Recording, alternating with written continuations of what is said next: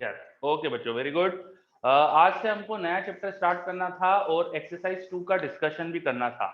ठीक है, circle exercise 2 college करी है, कंप्लीट करिए लिखा होगा शायद, है ना। तो एक्सरसाइज 2 भी डिस्कस करना थी हमको, आपने शायद करके लाए होंगे आज, मैंने कल बोल भी दिया था आपको एक्सरसाइज 2 कंप्लीट करके लाना है और उसके बाद अपन आज नया चैप्टर स्टार्ट करने वाले हैं। तो मैं सोच रहा हूँ कि पहले अपन एक्सरसाइज 2 डिस्कस कर लेते हैं, क्योंकि उसमें पता नहीं कितना टाइम लगेगा, वो कंप्लीट हो जाए फिर अपन अगला चैप्टर स्टार्ट करते हैं। ठीक है। हाँ, आज आपकी डाउट क्लास है, लेकिन डाउट क्लास का टाइम थोड़ा सा चेंज करूंगा मैं, क्योंकि मुझे दोपहर में कुछ काम से जाना है, तो शायद मुझे टाइम चेंज करना पड़ेगा, है ना। तो उस मैं आपको ग्रुप पे मैसेज कर दूंगा करेक्ट टाइम जो भी होगा, या हो सकता है कि मैं आज ना ले पाऊँ तो फिर मैं कल परसों किसी दिन उसको शिफ्ट करूँ। ठीक है। चलो, तो वो मैं आपको ग्रुप पे मेंशन कर दूंगा, जो भी है क्लास, जो भी टाइम होगा या शिफ्ट करना होगा, मैं जो भी होगा आपके ग्रुप पे मेंशन कर दूंगा। ठीक है। चलो, तो सबसे पहले एक्सरसाइज 2 में अगर किसी को कुछ भी डाउट है तो पहले तो वहां से स्टार्ट करते हैं अपन, है ना। तो एक्सरसाइज 1 तो अपनी हो चुकी थी, स्टिल एक्सरसाइज 1 में अगर कुछ हो तो पहले वो पूछ लो।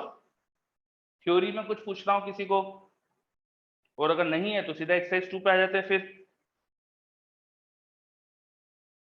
एक्सरसाइज 1 में कोई डाउट है तो वो भी आप पूछ सकते हो। चलो, कोई डाउट है कि एक्सरसाइज 1 में बचा हुआ नहीं है, फिर एक्सरसाइज 2 पे आ जाते हैं अपन। तो एक्सरसाइज 2 सबने करी तो है ना, कोई है क्या ऐसा जिसने अभी नहीं कर पाए हो। 32 एग्जाम्पल एक्सरसाइज 2 का हिंट दे रहा हूं मैं। 32 एक डाउट आया मेरे पास। 32 सबसे पहले कॉम्बिनेशन की बात कर लेते। तो कॉम्बिनेशन मुझे दिख रहे 4, तो पहले कॉम्बिनेशन में कोई डाउट, पहले कॉम्बिनेशन की बात कर लेते। फर्स्ट कॉम्बिनेशन में किसी को कोई डाउट, कोई भी नहीं है, बहुत बढ़िया। सेकंड कॉम्बिनेशन में कोई डाउट, सेकंड कॉम्बिनेशन में कोई डाउट, कोई भी नहीं है, बहुत बढ़िया। थर्ड कॉम्बिनेशन, थर्ड, कोई भी नहीं है, वेरी गुड। फोर्थ, क्लियर है, बहुत बढ़िया। चलो, सारे कॉम्प्रिहेंशन कंप्लीट। अब मैच द कॉलम दिख रहा है मुझे, कुछ 2-3 मैच द कॉलम है। तो 11th में कोई डाउट हो गया, वेरी गुड। 11th की शायद मैंने हिंट भी दे दी थी, है ना, क्योंकि पोटेंशियल वर्सेस एक्स का ग्राफ है, तो उससे dv बाई dx निकल जाएगा, उसमें माइनस लगाओ तो इलेक्ट्रिक फील्ड का एक्स कॉम्पोनेंट आ जाएगा।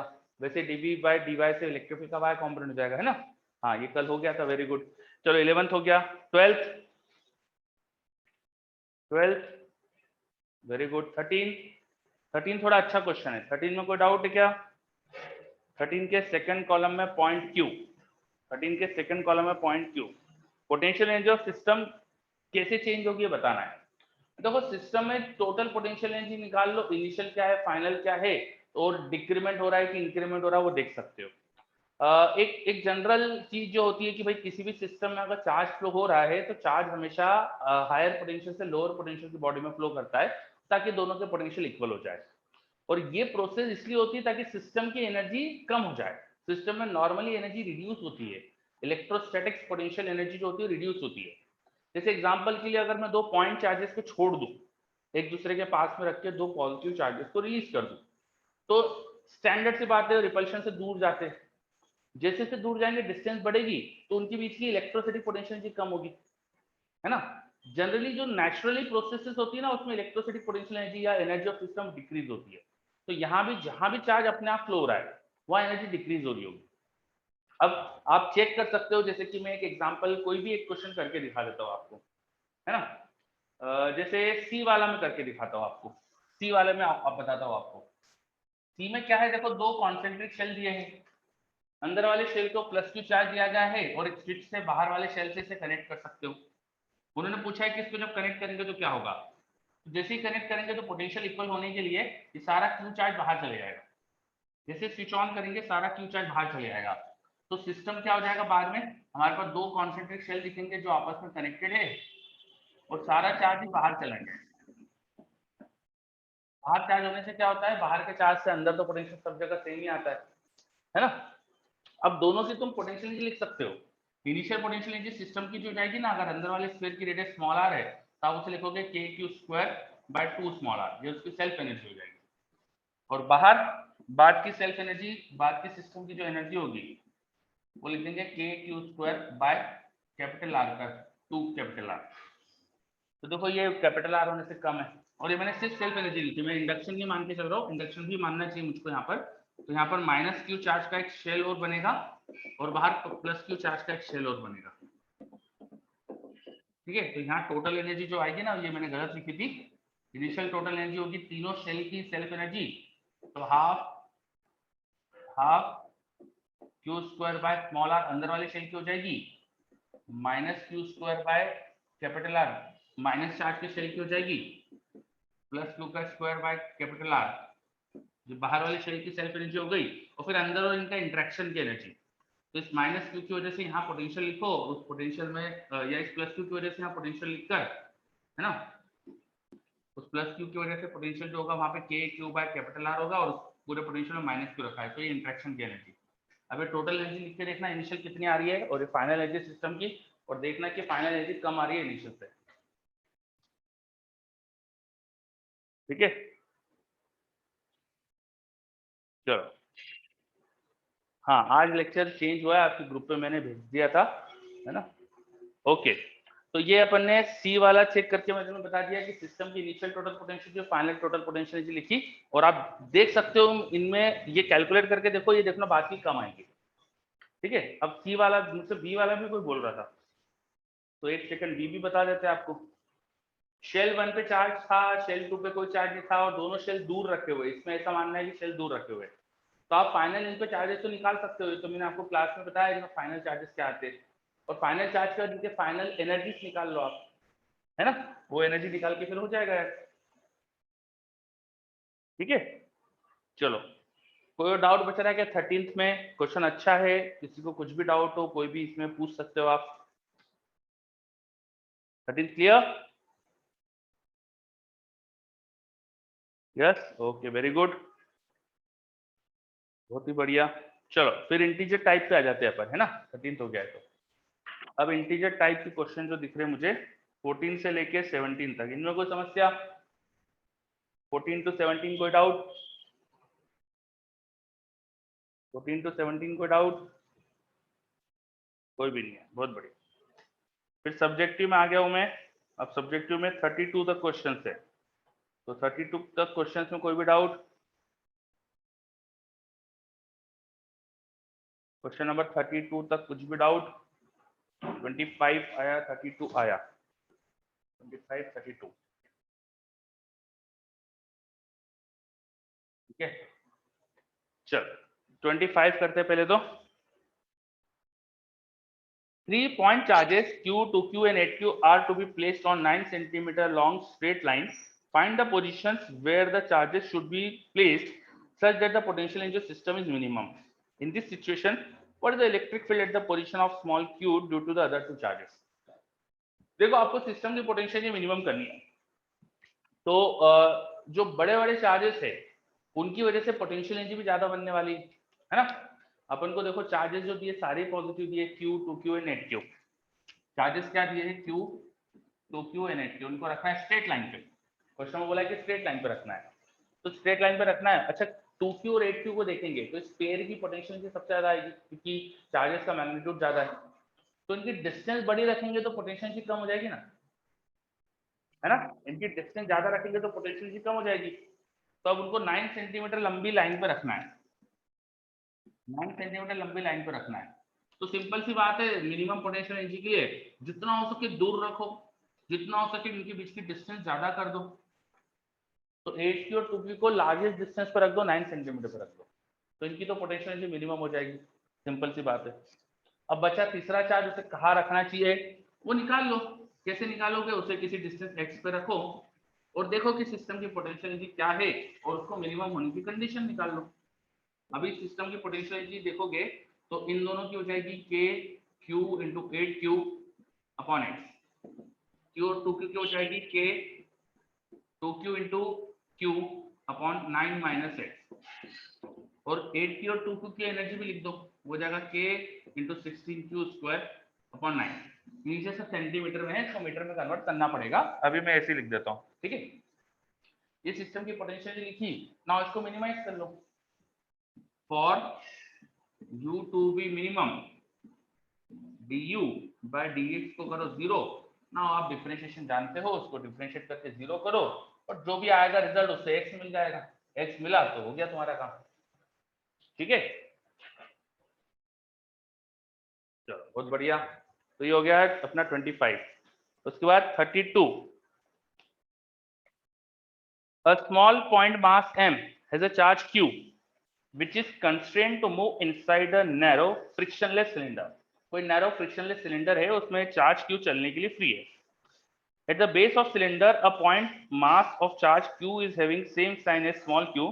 Show that if the mass m is displaced by a small amount from this equilibrium position in release, it will exhibit simple harmonic motion। और उसकी angular frequency बताना है। अच्छा, ये यार बिगिनर बॉक्स का क्वेश्चन है तुम्हारे बिगिनर बॉक्स 1 में सबसे आखिरी क्वेश्चन मुझे ऐसा याद आ रहा है कि यही था, आखिरी या सेकंड लास्ट ऐसा कुछ होगा। एक कोई नैरो सा ट्यूब है जिसे वर्टिकल रखा हुआ है, उसमें एक छोटा सा चार्ज Q आपको ऊपर इक्विलिब्रियम में रखना है, वो नीचे यहाँ पर कैपिटल Q चार्ज को फिक्स कर रखा है। तो कैपिटल Q की वजह से इस पर लगेगा रिपल्शन, हो जाएगा K capital Q small q और जो भी इनके बीच की डिस्टेंस है h, उसका स्क्वायर, ये होगा रिपल्शन। और इसका मास भी दिया है तो इसका वेट नीचे लग रहा होगा। ठीक है, सबसे पहले इक्विलिब्रियम कंडीशन निकालो फॉर इक्विलिब्रियम। आपको एसटीएम वगैरह प्रूव करने के लिए सबसे पहले इक्विलिब्रियम कंडीशन निकालना चाहिए। बहुत सारे बच्चे ये गलती करते हैं एचएसएम में, इक्विलिब्रियम कंडीशंस निकालते नहीं है और फिर ऐसे लग जाते हैं क्वेश्चन करना है। हमेशा सबसे पहले इक्विलिब्रियम कंडीशन ढूंढना चाहिए। ये इक्विलिब्रियम कंडीशन आएगी कि इससे इस चार्ज की जो रिपल्शन का फोर्स है इसके वेट को बैलेंस कर दे तो इक्विलिब्रियम में हो पाएगा। ठीक है, अब इक्विलिब्रियम कंडीशन से थोड़ा सा डिस्प्लेस करो। मान लो कि अभी इक्विलिब्रियम सिचुएशन थी और यहाँ से चार्ज को थोड़ा सा ऊपर भेज दो, मान लो एक्स अमाउंट भेजा। अगर इस चार्ज को एक्स अमाउंट भेजेंगे तो अब इनके बीच की डिस्टेंस बढ़ेगी, इससे फोर्स कम हो जाएगा, तो mg ज्यादा लग रहा होगा। तो डेफिनेटली अब ऊपर वाली सिचुएशन में जब स्मॉल q आएगा तो उसका एक्सेलरेशन नीचे की तरफ आने वाला है, बिकॉज ये रिपल्शन का फोर्स रिड्यूस हो गया डिस्टेंस बढ़ने से, तो mg की वजह से ही ज्यादा फोर्स हो जाएगा, है ना। तो अब आपको लिखना चाहिए नई पोजीशन के लिए फॉर न्यू डिस्प्लेस पोजीशन, आप क्या लिखेंगे, mg नीचे लग रहा है फोर्स, ऊपर लग रहा है k q q upon distance h plus x का स्क्वायर हो गया इज इक्वल टू लिखेंगे mf। अब यहाँ पर जो h है ना वो थोड़ा सा सॉल्व होकर ये ऊपर वाली कंडीशन यूज करके सॉल्व हो जाएगा ये एक्सप्रेशन।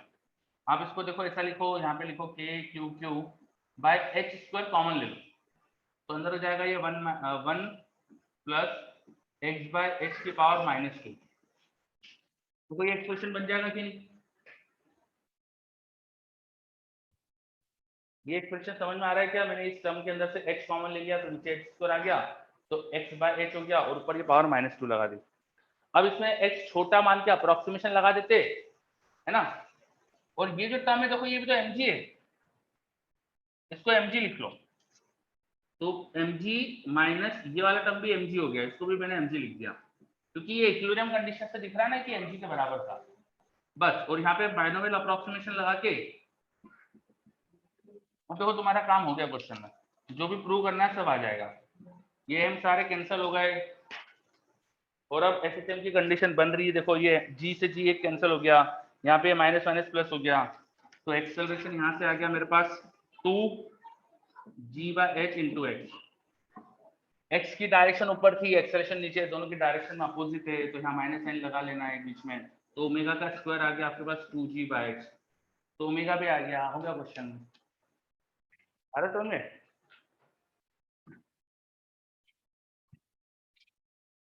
देखो सभी बच्चे,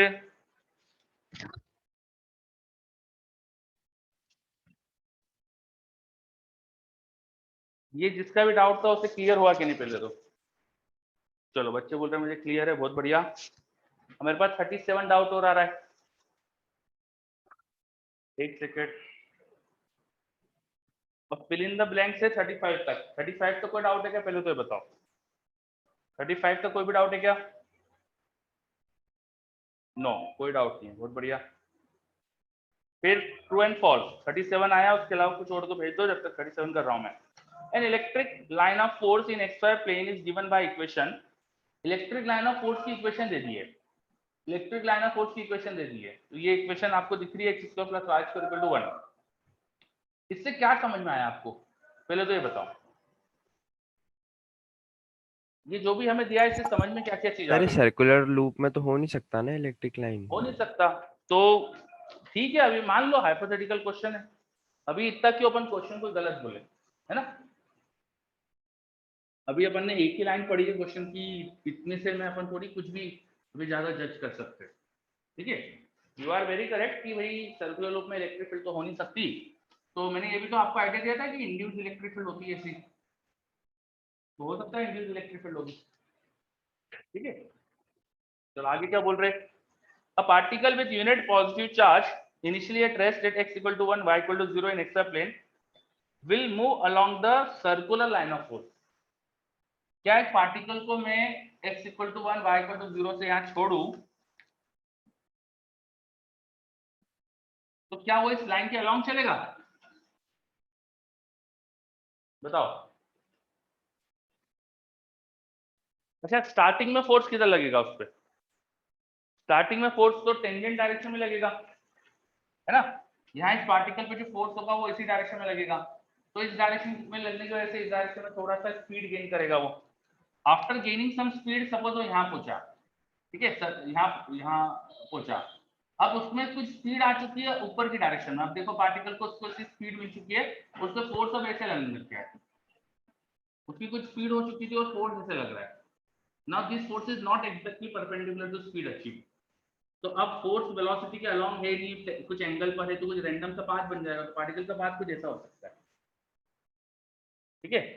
ठीक है सर, रैंडम सा कुछ पाथ हो जाएगा, है ना? ऐसा नहीं होगा कि हमेशा इलेक्ट्रिक लाइन ऑफ फोर्स के अलोंग ही चले वो, उसके लिए आपको उसको बार बार रोक कर चलाना पड़ता है, उसकी स्पीड नहीं बढ़ने देना होती है, सब पूरा पूरा इलेक्ट्रिक लाइन ऑफ फोर्स के अलोंग चलता है।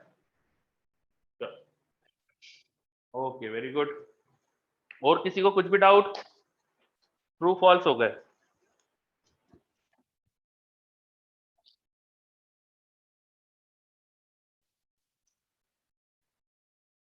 चलो एक्सरसाइज 2 में और कुछ डाउट? सडन ब्रेक्स मतलब electric field zero. Sudden brake का मतलब क्या होता है मैं बता देता हूँ। सडन ब्रेक का मतलब क्या होता है कि जैसे कुछ भी नहीं हुआ और अचानक से इलेक्ट्रिक फील्ड ऑफ लाइन खत्म हो गई, ये electric field of line start हुई है, ये चल रही है, और अचानक यहाँ से एंड होके फिर यहाँ से चालू होगी, तो सडन ब्रेक का मतलब ये कहना चाह रहे वो लोग, है ना? क्या ऐसा हो सकता है कि बिना कुछ स्पेस में हुए कुछ भी चेंज नहीं हुआ है और अचानक से इलेक्ट्रिक लाइन गायब होकर फिर से स्टार्ट हो गई? तो ऐसा अचानक से नहीं हो सकता कभी भी। आप हमेशा यहाँ पर कभी कोई कंडक्टर वगैरह रखो तो कंडक्टर के अंदर इलेक्ट्रिक लाइन गायब हो सकती है, ठीक है? कंडक्टर के अंदर ऐसा हो सकता है कि सडन ब्रेक हो जाए, पर उसको फिर सडन नहीं बोलेंगे अपन, बिकॉज कंडक्टर पे क्या होगा, इलेक्ट्रिक फील्ड की वजह से चार्जेस इंड्यूस होंगे, तो ये सडन थोड़ी ब्रेक हुई है, अब वो चार्ज पे एंड हो रही है। क्लियर आया? क्लियर हुआ, समझ में आया बात ये? यस, है ना? This is not sudden brake, this is due to charge, charge पर एंड हो रही है वो इलेक्ट्रिक फील्ड, तो इसको सडन ब्रेक नहीं बोलेंगे। चलो, तो सडन ब्रेक कभी नहीं हो सकते इलेक्ट्रिक फील्ड में, वो या तो चार्ज पे एंड होती है या इन्फिनिटी पे जाके खत्म होती है या इन्फिनिटी से आती है, और किसी जगह पर अगर खत्म हो रही है स्टार्ट हो रही है तो चार्ज ही होगा वहां, स्टार्ट हमेशा चार्ज से या एंड हमेशा चार्ज पे होती है in position, normal position. Yes, ठीक है, आइसोलेटेड स्पेस में ब्रेक कभी नहीं हो सकती। चलो और कोई डाउट? एक्सरसाइज 2 में और किसी को कुछ भी डाउट? कंप्लीट मान लो एक्सरसाइज 2। Yes, very good. तुम्हारे मॉड्यूल में आपने देखा इसके बाद एनसीईआरटी कॉर्नर दिया रहता है ना? एनसीईआरटी कॉर्नर दिया रहता है, देखना बच्चों उसको। कई सारे क्वेश्चंस रहते हैं उसमें, कुछ क्वेश्चन स्कूल बोर्ड के हिसाब से बहुत अच्छे हैं, मतलब सारे क्वेश्चन स्कूल बोर्ड के हिसाब से है, तो आपको ये सारे क्वेश्चंस करना चाहिए, है ना? आपको सारे क्वेश्चंस करना चाहिए, ठीक है? कुछ क्वेश्चन तो कभी कभी इसमें अच्छे भी रहते हैं, कुछ अच्छी चीज समझ में भी आएगी आपको, तो ये देखना चाहिए आपको। अब ठीक है, जब फ्री हो तब देख लेना, है ना? चलो, इसके अलावा आपको वर्कड आउट इलस्ट्रेशन दिए रहते, worked out illustration I hope कि करे हो। जैसे क्वेश्चन नंबर 6, मुझे 5 और 6 अच्छे लगे थे, मैंने बोला था आपको, तो क्वेश्चन नंबर 6 का मैंने बोला था कि आप जरूर देखना, तो देखा था क्या? इलस्ट्रेशन 6, ये कौन से पेज पर है? 73 पर। 73 पेज पर देखा था क्या? हाँ चलो हो गया। तो क्या समझ में आया? वो क्वेश्चन बहुत अच्छा था यार, मतलब वो मैंने आपको जानबूझ के क्लास में नहीं लिया, पर वो आपके पैकेज में है, तो आई होप कि सबने पढ़ा होगा। ठीक है, हाँ। तो कुछ क्या क्या समझ में आया? कोई बच्चा मुझे बता सकता है उसने क्या क्या सीखा इस क्वेश्चन से? Question number 6, illustration 6। गोपाल मैं 6 की बात कर रहा हूँ, 5 की नहीं। 6 मेटेलिक रॉड लेंथ एल की दे रखी है, रोटेट कर रही है एंगुलर वेलोसिटी ओमेगा से, है ना। एक मेटेलिक रॉड है, रोटेट कर रही है एंगुलर वेलोसिटी ओमेगा से। ठीक है, तो उस रॉड में घूमने की वजह से उसमें पोटेंशियल डिफरेंस आया है। रॉड घूम रही है, उसका पोटेंशियल डिफरेंस आया है। कौन सा है? 6 नंबर है ना आपके मॉडल में। हाँ चलो, तो क्या सीखा इस क्वेश्चन में? एक रॉड दी है मेटल की, वो एक एंड के अबाउट आपने घुमा रखी है, तो उसको घूमने की वजह से इसके अंदर पोटेंशियल डिफरेंस आ गया। बड़ा इंटरेस्टिंग चीज लगेगी नहीं?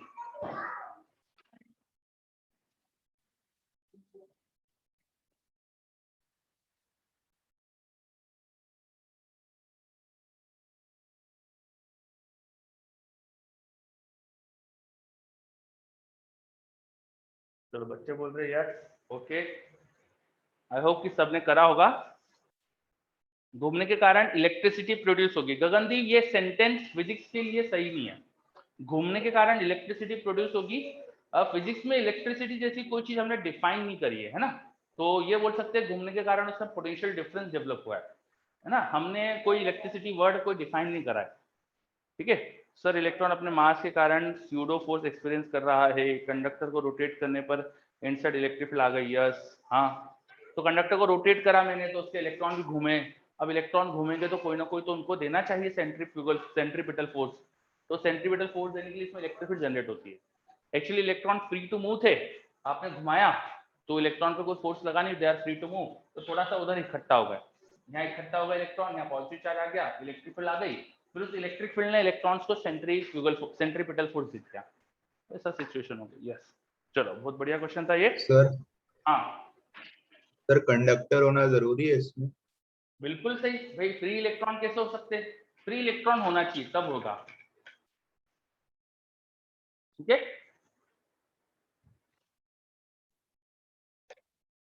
है ना, वरना चार्ज कैसे मूव होगा, है ना। और अगर फ्री इलेक्ट्रॉन नहीं है तो कोई उनको पकड़ के रखा है, तो जो पकड़ के रख रहा है उसने प्रोवाइड कर दिया होगा सेंट्रीपिटल फोर्स। तो हम ये नहीं श्योर हो सकते कि भाई इलेक्ट्रिक फील्ड से सेंट्रीपिटल फोर्स आया है। ठीक है, चलो आगे बढ़ते हैं। अब अपन अगला चैप्टर स्टार्ट करते हैं फिर, है ना। मॉड्यूल सबका कंप्लीट है। मॉड्यूल में किसी को कोई डाउट है तो अभी भी पूछ सकते हो। किसी को कुछ भी डाउट मॉड्यूल में बचा हो तो कंप्लीट है। मेरे पास एक डाउट आ रहा है फिफ्थ इलस्ट्रेशन। भैया सुपर पोजिशन लगाना है फिफ्थ में, सॉल्यूशन सामने वहां पर देखो सॉल्यूशन क्या है ना। आपको एक शायद इस तरह का कोई हेमिस्फीयर है, उसकी वजह से एक पॉइंट पे इलेक्ट्रिक फील्ड दे रखी है और इधर कहीं के दूसरे पॉइंट पे पूछिए, सेंटर से ये भी उतनी डिस्टेंस पर है जितना डिस्टेंस पे इधर वाला पॉइंट है। तो this system is identical to, ये आपके पास कंप्लीट स्फीयर है प्लस एक नेगेटिव चार्ज का यहाँ पर हेमिस्फीयर है। अब इसकी वजह से ये वाला पॉइंट और इसकी वजह से नीचे वाला पॉइंट आइडेंटिकल हो जाएंगे। ये लॉजिक है बस उस क्वेश्चन में। ठीक है, अगर आप इस हेमिस्फीयर की वजह से यहाँ बोलते हो कि इलेक्ट्रिक फील्ड इवन है और इसकी चार्ज डेंसिटी मान लो प्लस थी, तो जब इसकी भी प्लस होती तो यहाँ इवन इलेक्ट्रिक फील्ड ही होती, है ना। ये लॉजिक है। देखो वहां पर एक प्लस चार्ज के हेमिस्फीयर की वजह से अगर यहाँ इलेक्ट्रिक फील्ड इवन है तो यही तो डायग्राम बिल्कुल ये हो गया, इस प्लस की वजह से भी यहाँ सेम इलेक्ट्रिक फील्ड होती। अब इसको अगर माइनस कर दिया किसी ने तो इलेक्ट्रिक फील्ड को उल्टा कर देना यहाँ पे। ठीक है, बस। तो this system is equal to this plus this. और अब इस स्फीयर की वजह से तो दोनों पॉइंट पे इलेक्ट्रिक फील्ड लिख सकते हो। तो स्फीयर की वजह से तुम्हें यहाँ भी इलेक्ट्रिक फील्ड पता है कितनी होगी और तुम्हें यहाँ भी इलेक्ट्रिक फील्ड पता है कितनी होगी। तो इस पॉइंट की नेट इलेक्ट्रिक फील्ड इन दोनों का एडिशन हो जाएगा। अब तुम कर सकते हो, देखो। चलो बहुत बढ़िया। गोपाल बोल रहा है सर इसमें कुछ गॉस लॉ के लिए गॉसियन सरफेस मान सकते हैं क्या? कोई सेंस नहीं गॉस लॉ का यार, ये तो मतलब नॉर्मल सुपरपोजिशन से हो रहा है। गॉस लॉ अननेसेसरी क्यों लगा रहे? हर क्वेश्चन में जो पूछा है ना वो कैसे सॉल्व होगा, वो उसमें जो यूज कर दिया है वो कैसे आएगा, ये चीजें अपन अप्लाई करते हैं। ऐसा थोड़ी कि कुछ भी अपन हमको जो आता है वो सब लगा दो। ठीक है, तो अपन क्वेश्चन में जो दिया है वो कैसे निकलेगा ये सोच के कॉन्सेप्ट अप्लाई करो। ठीक है, ओके। ग्रेविटेशन का बिगिनर बॉक्स भी आपको दिया था, तो कुछ बच्चे मुझे बोल रहे हैं कि वो आज करेंगे। बाकी लोगों से फिर और बोल देता हूँ मैं कि चलो अगली क्लास में पूछ लेना ग्रेविटेशन का बिगिनर बॉक्स, वो कंप्लीट करिएगा सब बच्चे। ठीक है, जिन्होंने कर लिया है बहुत अच्छी बात है, जो डाउट से एक बार और अटेंड कर लो, जिन्होंने नहीं करा है वो आज और कर लो, उसको अगली क्लास में डिस्कस करेंगे। ठीक, very good. Now let us start our new topic. तो लिखिए सब बच्चे, करंट इलेक्ट्रिसिटी। करंट इलेक्ट्रिसिटी,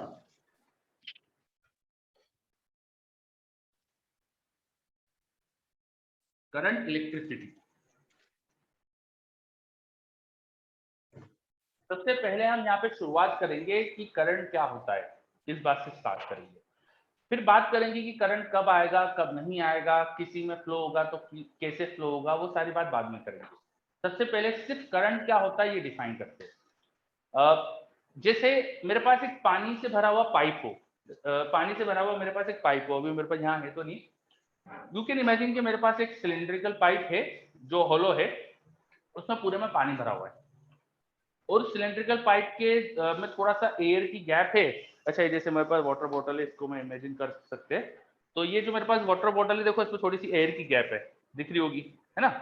अब मैं इसे अगर टिल्ट करूं ऐसे, तो इसका पूरा वाटर नीचे की तरफ मूव हुआ ना। अभी पूरी गैप ऊपर की तरफ है, जब इसे मैं ऐसे कर दूंगा तो पूरा वाटर ऐसे नीचे नीचे की तरफ शिफ्ट हुआ, वो एयर गैप ऊपर आ गई। तो अगर इसके क्रॉस सेक्शन एरिया से देखेंगे तो वाटर का कुछ फ्लो हुआ है, राइट। क्रॉस सेक्शन एरिया से वाटर का कुछ फ्लो हुआ है, आया ना? Yes.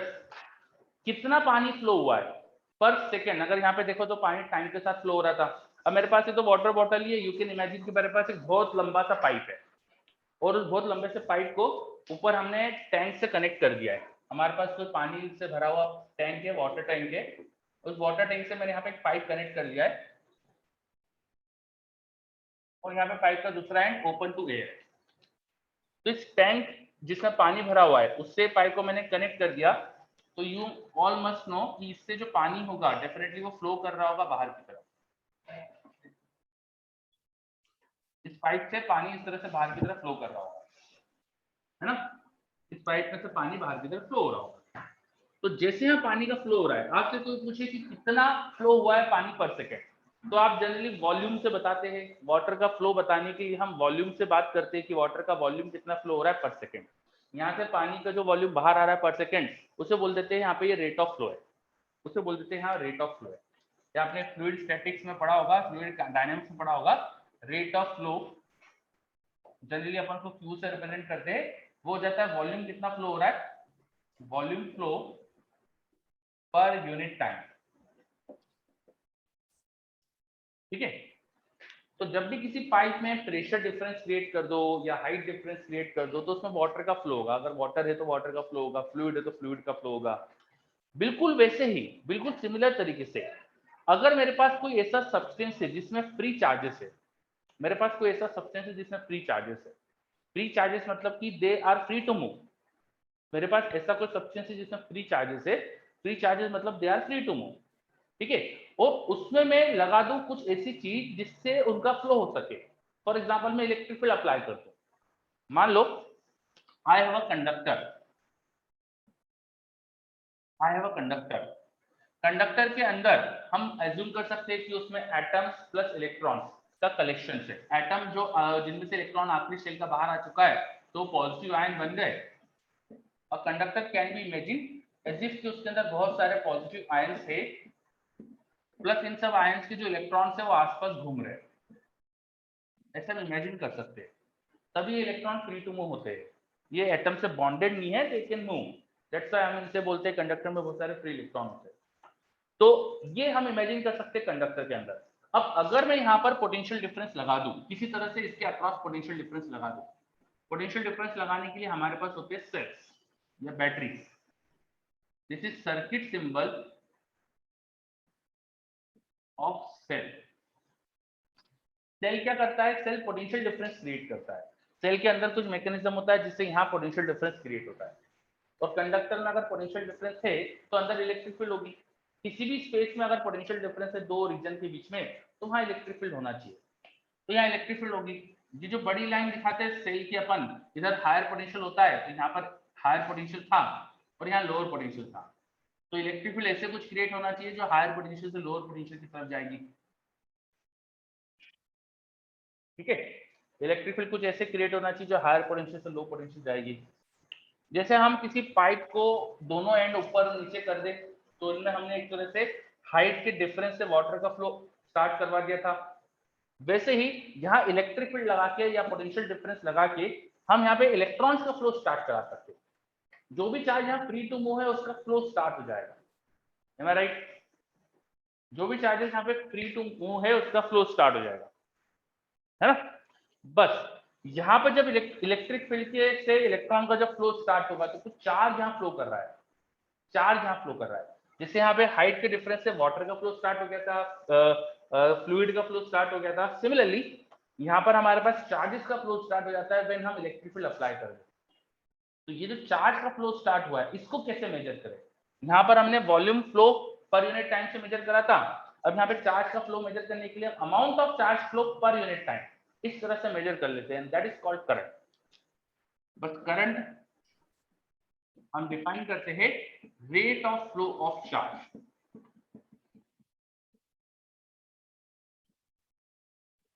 Rate of flow of charge. अगर इस कंडक्टर में मान लीजिए कि क्यू चार्ज फ्लो हो रहा है टी टाइम में, तो Q by T, very simple, Q by T is current. Q charge अगर फ्लो हो रहा है पर यूनिट टाइम तो क्यू बाई टी अपन बोल देंगे, टी टाइम में क्यू चार्ज तो क्यू बाई टी करंट। बहुत ही सिंपल सी चीज।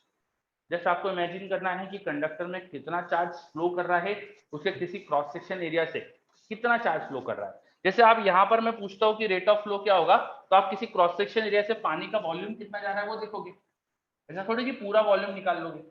वैसे ही यहाँ पर भी कोई क्रॉस सेक्शन एरिया से कितना चार्ज फ्लो कर रहा है वो देखोगे, और चार्ज बाय टाइम करके आपको वो करंट मिल जाएगा। ठीक है, चलो पहले करंट की डेफिनेशन समझने पे ध्यान दीजिए। अभी फ्लो क्या हो रहा है क्यों नहीं हो रहा है मैं उन सब चीजों पे नहीं जाना चाह रहा हूँ, बस ये बताने की कोशिश कर रहा हूँ कि करंट का फ्लो क्या होता है। ये आप रिलेट कर सकते हो करंट को कि किसी पाइप में पानी का जो फ्लो रेट आप मेजर करते हो, बिल्कुल वैसे ही हम किसी कंडक्टर में करंट का फ्लो रेट, चार्ज का फ्लो रेट करंट बोलते हैं। जैसे वाटर के पाइप वगैरह में पानी का फ्लो मेजर करते हैं वॉल्यूम पर यूनिट टाइम से, वैसे यहाँ पे charge flow per unit time, इससे करंट मेजर होता है। तो current is simply rate of flow of charge और charge flowing per unit time. किसी भी कंडक्टर में अगर मैंने कुछ चार्जेस को फ्लो करते देखा तो कितना charge per unit area flow, एक क्रॉस सेक्शन एरिया से फ्लो कर रहा है, क्रॉस सेक्शन एरिया से कितना चार्ज फ्लो करा उसको टाइम से डिवाइड करो, यू विल गेट करंट। समझ में आ रहा है क्या ये? चलो बहुत बढ़िया, है ना। तो हमने शुरुआत यहाँ पे करी, शुरुआत करी कि करंट क्या होता है ये समझे अपन। ठीक है, तो हमने अभी समझा कि current is rate of flow of charge. तो इसको लिख लेते हैं अच्छे से, इसको लिख लीजिए अच्छे से, लिखो। हेडिंग अपने डाल दी थी करंट इलेक्ट्रिसिटी, उसके बाद लिखिए व्हेन वी क्रिएट, लिखो when we create some potential difference, sorry, when we create some height difference, when we create some height difference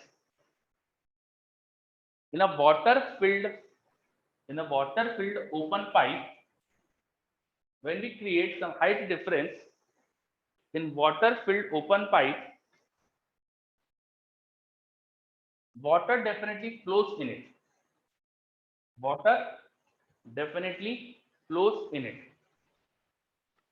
जब किसी पानी से भरे हुए पाइप में कुछ हाइट का डिफरेंस क्रिएट करते हैं तो उसमें डेफिनेटली पानी फ्लो करता है ना, water definitely flows in it.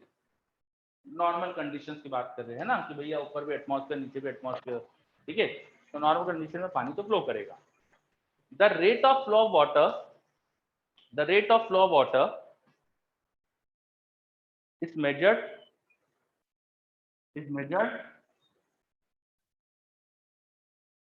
मैंने बोला फिर से रिपीट कर रहा हूं मैं line, when we fill water in a pipe and create a height difference, water flows in it. When we fill water in a pipe and create a height difference, water flows in it. ठीक है, open pipe बोला था मैंने, open. When we fill water in an open pipe and create a height difference, water flows in it. The water flowing per unit time, the water flowing per unit time or rate of flow, the water flowing per unit time or rate of flow is measured. The water flowing per unit time or rate of flow is measured as volume of water flowing divided by time. Volume of water flowing divided by time from a cross section. Volume of water flowing divided by time from a cross section. इस pipe में rate of flow निकालने के लिए हम क्या करते हैं, इसका कोई क्रॉस सेक्शन देखते हैं और उस क्रॉस सेक्शन से कितना पानी जा रहा है पर यूनिट टाइम, कितना वॉल्यूम ऑफ पानी जा रहा है पर यूनिट टाइम, उससे अपन डिफाइन करते हैं रेट ऑफ फ्लो। ठीक है, आगे लिखिए। Similarly if due to some cause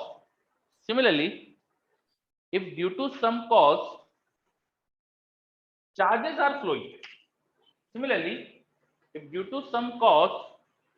are flowing, अभी मैं कॉज क्यों फ्लो कर रहे हैं इसमें मेरे को नहीं इच्छा जानने की, बस चार्ज फ्लो कर रहे हैं, बस ये समझना है आपको। Similarly, if due to some cause charges are flowing, then we define electric current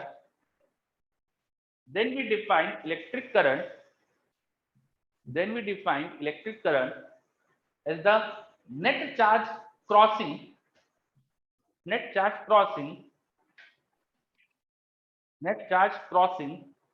per unit time, net charge crossing or flowing per unit time, net charge crossing or flowing per unit time। चलो, क्या ये line समझ में आई? बताइए अच्छे से। Okay, मैंने पानी में तो नेट जैसा शब्द लिखा है नहीं था, पर मैंने चार्ज के लिए नेट शब्द लिखा है, ऐसा क्यों? मैंने पानी के फ्लो में तो ऐसा लिखा नहीं था नेट, यहाँ पे नेट लिखा है, क्यों?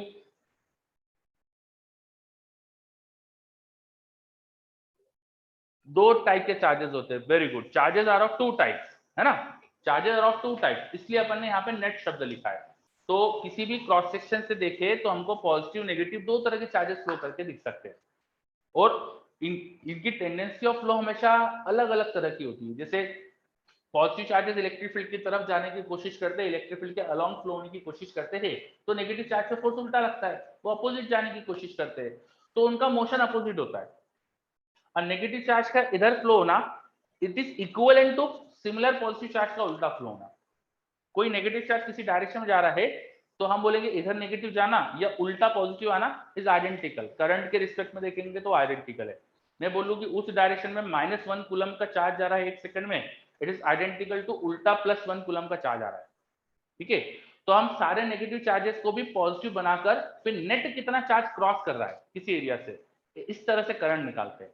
इसलिए मैंने यहाँ पे लिखा है net charge, the net charge crossing the area per unit time और flowing from the area per unit time is called current.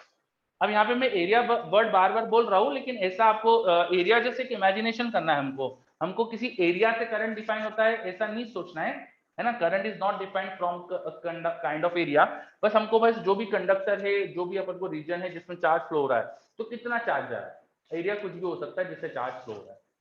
ठीक है, चलो, तो करंट थोड़ा करंट का फ्लो सिमिलर होता है वाटर के फ्लो से। ठीक है, चलो यहाँ तक की चीजें शायद समझ में आ रही है। अब अपन ने बेसिक करंट डिफाइन कर दिया है, करंट को थोड़ा सा और अच्छे से समझते हैं। आगे लिखिए, current is a scalar quantity, current is a scalar quantity. सबसे पहली चीज हमने लिखी, current is a scalar quantity. although we define its direction of flow,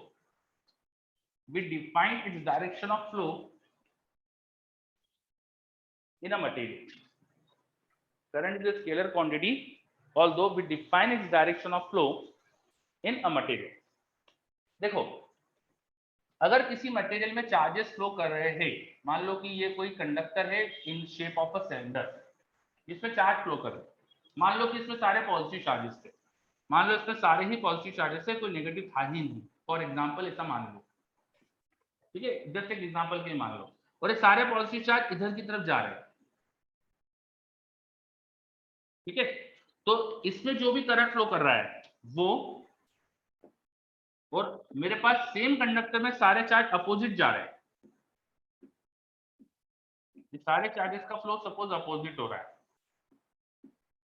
तो इनमें जो भी करंट फ्लो कर रहा है, मान लो same charge per minute time flow कर रहा है, स्टिल दोनों में कुछ तो फर्क है, दोनों में डायरेक्शन का फर्क है।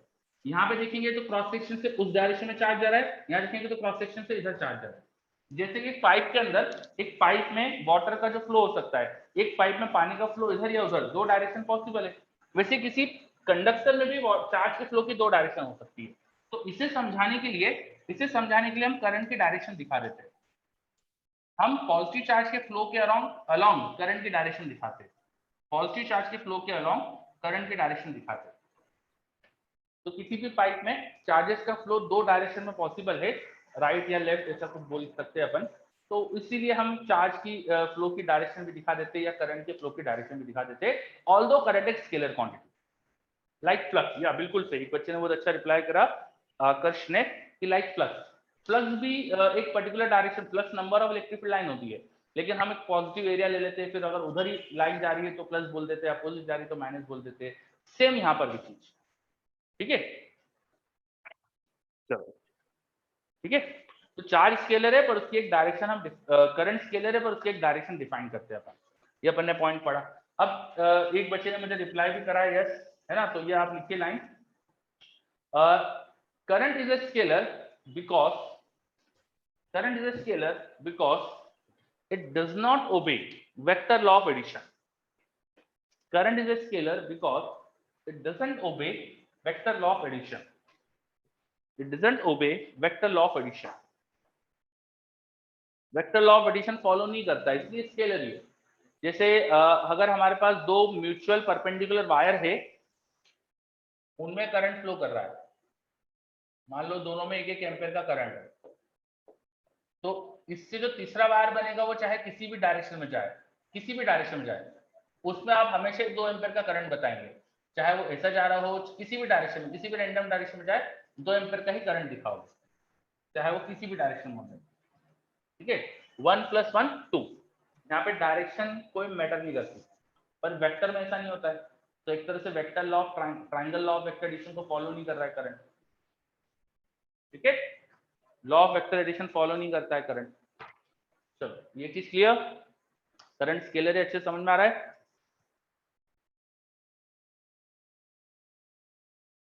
Yes, okay, very good. अगला पॉइंट, नेक्स्ट पॉइंट लिखिए, we define direction of conventional flow of current, we define direction of conventional flow of current,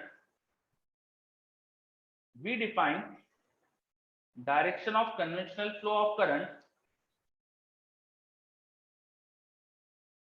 देखिए next point, we define direction of conventional flow of current in the direction of positive charge flow, in the direction of positive charge flow, we define direction of conventional flow of current in the direction of positive charge flow। दो तरह के charges exist करते हैं, आप जानते हैं, plus और minus. अब प्लस चार्ज किसी डायरेक्शन में फ्लो कर रहा है, इट इज इक्विवेलेंट टू उतना ही नेगेटिव चार्ज उल्टा फ्लो कर रहा है। प्लस चार्ज मान लीजिए लेफ्ट टू राइट जा रहा है ना, आपके लिए उल्टा इधर से बताता हूँ, लेफ्ट टू राइट जा रहा है, प्लस चार्ज मान लीजिए लेफ्ट टू राइट जा रहा है, it is equivalent to minus charge right to left जा रहा है ना।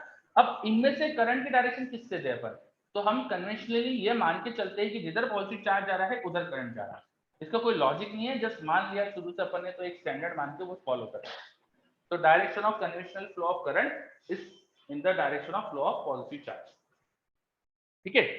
चलो मेरे पास एक डाउट आ रहा है, सर इलेक्ट्रॉन्स और मोबाइल, तो इलेक्ट्रॉन फ्लो के डायरेक्शन को लेना चाहिए था ना, बेटा ये इलेक्ट्रॉन होते हैं, ये सब बहुत बाद में समझ में आया हमको, है ना। बहुत पहले जब अपन को करंट समझ में आ गया था तब इलेक्ट्रॉन इलेक्ट्रॉन पता नहीं चले थे अपन को, तो धीरे धीरे चीजें हमको समझ से आती गई। पहले तुम जानते हो कि कुछ एक साइंटिस्ट से पतंग उड़ा रहे थे, उन्हें करंट वरंट का पता चला था, याद है? क्या नाम था उनका, क्या नाम था? बेंजामिन फ्रैंकलिन, बिल्कुल सही है ना। वो मेटल के वायर से पतंग उड़ा रहे थे, चाबी वाबी से उनको शॉक लगा था, तो उन्हें करंट कुछ बारे में पता करा था। यस, ठीक है। तो जब शुरू शुरू में चीजें पता चली थी ना, तो हमको थोड़ा ज्ञान थोड़ी था, तो ऐसी चीजें डिफाइन कर दी, धीरे धीरे धीरे ज्यादा ज्ञान समझ में आया, धीरे धीरे चीजें समझ में आई, है ना। चलो, वेरी गुड, ओके। तो direction of flow of current is taken in the direction of positive charge flow, है ना। ये बात सबको क्लियर। करंट के बारे में और इंपॉर्टेंट पॉइंट्स लिखते चलते। अगला point, next point, current is a fundamental SI quantity. Current is a fundamental SI quantity. Current is a fundamental SI quantity. इसकी डायमेंशन क्या हो जाएगी अगर ये फंडामेंटल क्वांटिटी? तो बेस क्वांटिटी मतलब A. Dimension of current is simply A. Current की डायमेंशन को हम ए से रिप्रेजेंट करते हैं, तो इसके डायमेंशन को ऐसा भी लिख सकते हैं m0 l0 t0 a, बाकी सबकी पावर 0, ठीक है। और करंट की डायमेंशन ये होती है, तो चार्ज उसकी डायमेंशन अपन 80 डिफाइन करते हैं, चार्ज की डायमेंशन अपन 80 डिफाइन करते हैं, ठीक है। चलो, बहुत बढ़िया। अगला point, SI unit of current क्या होता है, बोलो जल्दी से। SI unit of current ampere, very good. Ampere define कैसे करते हैं पता है क्या आपको? 1 एम्पियर की डेफिनेशन क्या होती है? कूलॉम पर सेकेंड, ठीक है। अभी फिलहाल के लिए, हाँ, ये मुझे सर्वेश ने सही बताया, ठीक है। चलो, फिलहाल के लिए अपन लिख लेंगे, लिख लो आप sentence, SI unit of current is ampere. SI unit of current is ampere if a charge of 1 coulomb is flowing in 1 second through a conductor, then current of 1 ampere is flowing in it.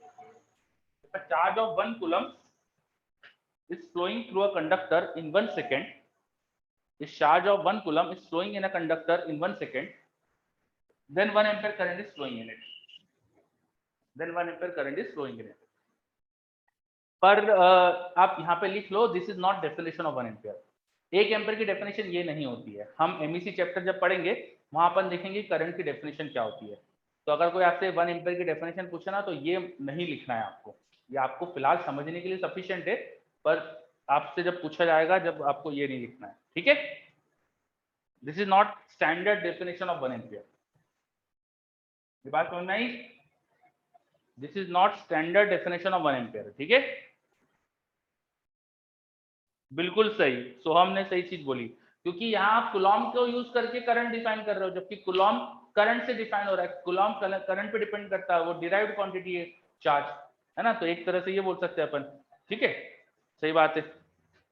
चलो, और भी units होती है current की। हमको generally ऐसा unit से ही काम लेना है, आईआईटी के लिए हमको ऐसा यूनिट ही समझना है, पर कभी कभी किताबों में क्वेश्चन मिल जाते हैं ऐसे जो दूसरे यूनिट्स में होते हैं, तो दूसरे यूनिट्स भी हमें पता होना चाहिए। तो जैसे इलेक्ट्रोस्टैटिक्स यूनिट्स और electromechanical unit, electromagnetic unit EMU, ये दो तरह की यूनिट अपन कंबाइंडली बोलते हैं सीजीएस यूनिट्स ऑफ करंट। ईएसयू में करंट को मेजर करते हैं अपन स्टेट एम्पियर में, स्टेट एम्पियर में। एम्पियर को अपन सिर्फ ए लिखते हैं, यहाँ पे मैंने फिलहाल एएमपी लिख दिया है। और ईएमयू में अपन करंट को मेजर करते हैं एब एम्पियर में। एब एम्पियर ज्यादा होता है, इट इज 1/10 एम्पियर। ये थोड़ी सी बड़ी यूनिट होती है करंट की, दिस इज 1/10 एम्पियर। और स्टेट एम्पियर रिलेट होता है ईएसयू से, सॉरी, स्टेट एम्पियर रिलेट होता है स्टेट कूलम से। स्टेट कूलम कितना होता था बताओ जल्दी से? 3 × 10⁻9, ठीक है। तो यहाँ पे आ जाता है relation 3 × 10⁻9, sorry 1/3 × 10⁻9 ampere, 1/3 × 10⁻9 ampere. Clear? ये समझ में आया रिलेशन? देख लीजिए सभी बच्चे। यस, अच्छा, कुछ और भी यूनिट पता है क्या चार्ज मेजर करने की आपको? चार्ज मेजर करने की कुछ और यूनिट भी होती है क्या? फैराडे होती है और फ्रैंकलिन भी कुछ होती है क्या? हाँ, है ना। तो ये भी आपको पता होना चाहिए, पर उनसे अपन कोई करंट की यूनिट नहीं बनाते, पर चार्ज की यूनिट पता होना चाहिए, ठीक है। पर ये ऐसा ही यूनिट्स ही अपन यूज करते हैं, देखो सब जगह। इनका कोई खास मतलब क्वेश्चन में आ जाए तो ठीक है, अदरवाइज जैसे आईआईटी में कोई खास काम नहीं होता, ठीक। चलो सर, इसको कई जगह कैपिटल आई भी लिखते हैं ना। हाँ, किसको कैपिटलाइज? करंट को, ये इसके लिए, डायमेंशन के लिए। हाँ सही बात है, कुछ किताबों में से कैपिटल आई लिख दिया जाता है, पर ज्यादा लोग तो ए लिखते हैं। अधिकतर जगह मैंने यही लिखा देखा है, ठीक। चलो, तो अपन ने करंट की यूनिट्स वगैरह भी देख ली, आगे बढ़ते। तो करंट के बारे में बेसिक बेसिक चीजें मुझे लग रहा है कि कंप्लीट हो ही गई है ना। बाकी तो ऐसा कुछ मुझे लग नहीं रहा कि बचा है यार, ठीक है। चलो, तो अपन ने सबसे पहले यहाँ पर समझना था कि करंट क्या होता है। तो करंट बेसिकली बस एक चीज है कि rate of flow of charge हो रहा है तो उसे करंट बोल देंगे, ठीक है।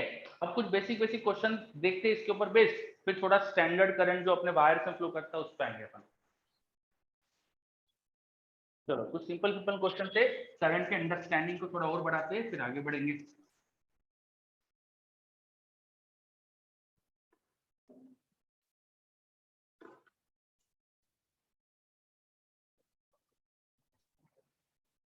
देखो, suppose an electron is revolving in a circular path. An electron is revolving in circular path of radius r. An electron is revolving in circular path of radius r with tangential speed v. Constant speed से circular path of radius r में electron घूम रहा है, ठीक है। बहुत ही standard question है, कई जगह मिलेगा आपको ये। What is current observed in this loop? What is current observed in this loop? इस लूप में करंट कितना है?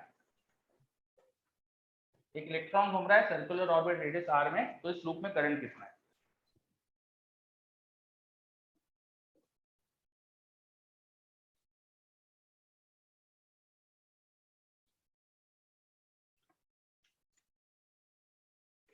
यस, सिद्धेश का जवाब भी आ गया, वेरी गुड।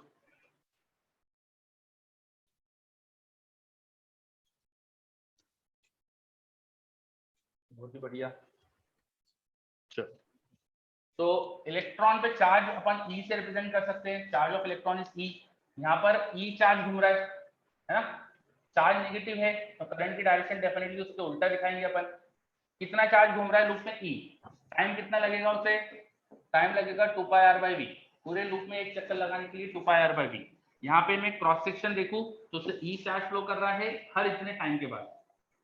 एवरेज इस टाइम में एक ई का चार्ज फ्लो कर रहा है, तो इस लूप में जो करंट फ्लो करना चाहिए it should be e upon time which is 2 pi r by v. और बेसिकली हमने एवरेज करंट डिफाइन करा है। क्या समझ में आ रहा है? Is this clear? चलो, बहुत बढ़िया, है ना। अगला क्वेश्चन, मेरे पास एक कंडक्टिंग रॉड है, मेरे पास एक रॉड है यूनिफॉर्मली चार्ज, एक चार्ज रॉड है, this is a charge rod. इस रॉड की लेंथ बहुत बड़ी है, बहुत बड़ी रॉड है, ठीक है। इस पे लैम्डा चार्ज डेंसिटी। अब इसे मैं चलाने लग गया v स्पीड से पैरेलल टू रॉड। रॉड को उसी के डायरेक्शन में, उसी की लेंथ के अलोंग में मूव कराने लग गया parallel to the rod. Rod v speed से आगे बढ़ रही है, तो बताओ इससे मुझे करंट कितना फ्लो करते दिखेगा? कितना करंट फ्लो प्रोड्यूस हो गया यहाँ पे? रॉड के मूवमेंट से चार्ज फ्लो करने लग गया तो करंट कितना आएगा? मेरे पास एक डाउट आया था सर, चार्ज का साइन भी रखना होगा ना? नहीं बेटा, करंट में अपन कभी चार्ज का साइन नहीं रखते, बिकॉज करंट हमेशा अपन पॉजिटिव चार्ज के फ्लो की डायरेक्शन में डिफाइन करते हैं। तो करंट की स्टैंडर्ड डायरेक्शन पॉजिटिव चार्ज का फ्लो होती है, उस हिसाब से मैंने करंट की डायरेक्शन दिखा दी थी। बस तो डायरेक्शन वो है और इतना अमाउंट है, ठीक है।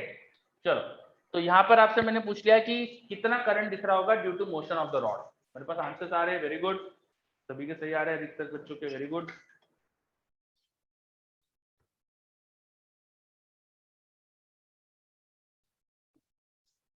बहुत ही बढ़िया।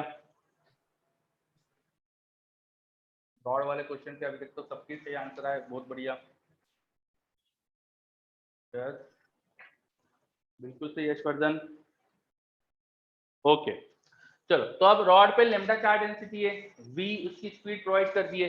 अब मैं यहाँ पे कोई भी क्रॉस सेक्शन देखूंगा, अगर मैं कोई भी क्रॉस सेक्शन देखूंगा तो छोटे से टाइम t में, छोटे से टाइम dt में रॉड v dt डिस्प्लेस होगी। इन dt time displacement of rod वो v dt हो जाएगा। अब v dt रॉड अगर डिस्प्लेस हुई तो यहाँ से चार्ज कितना क्रॉस करेगा? Charge should be lambda into A distance. This implies that charge flow should be lambda into vdt। कितना चार्ज फ्लो करना चाहिए? अब जो चार्ज फ्लो हुआ है इसको टाइम से डिवाइड कर दो तो करंट आ जाएगा। Current will be charge flow which is lambda vdt। और ये कितने टाइम में फ्लो हुआ है? dt टाइम में हुआ। बस ये आगे देखो लैम्डा v। बहुत ही आसान सा क्वेश्चन। आ रहा है ये समझ में? देखिए सब बच्चे, वेरी गुड, बहुत ही बढ़िया। चलो अगला क्वेश्चन। मेरे पास एक रिंग है, रिंग पे lambda charge density the. This is a ring of radius r। This is a ring of radius r और इसको ओमेगा एंगुलर वेलोसिटी से घुमाने लग गया मैं। इस रिंग को घुमा रहा हूं ओमेगा एंगुलर वेलोसिटी से, ठीक है? तो बताओ इस रिंग के घुमाने से रिंग में कितना करंट आ गया? करंट इन रिंग कितना प्रोड्यूस हुआ? This was a non conducting ring. Lambda दिखाया मतलब पूरी रिंग पे चार्ज है, पूरी रिंग पे यूनिफॉर्म डिस्ट्रीब्यूटेड चार्ज है। चलो सर इसमें एलिमेंट नहीं लिया पर पूरा लेंथ लेकर किया तो हाँ कोई दिक्कत नहीं, एलिमेंट नहीं लेके पूरा पूरा लेंथ लेके भी सही था, कोई दिक्कत नहीं। चलो रिंग वाले क्वेश्चन का भी जवाब आ रहा है मेरे पास बच्चों का, बहुत ही बढ़िया, करिए जल्दी से अच्छे से, गुड।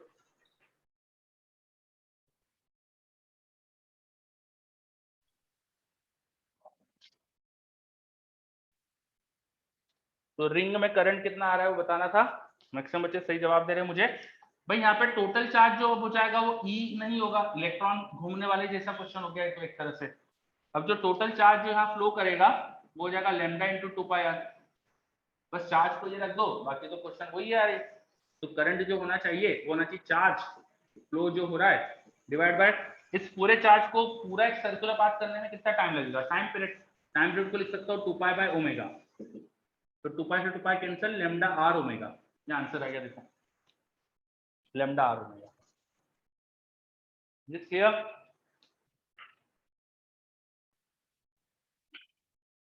यस वेरी गुड, बहुत बढ़िया है ना। चलो अगला क्वेश्चन। अब मेरे पास एक डिस्क है,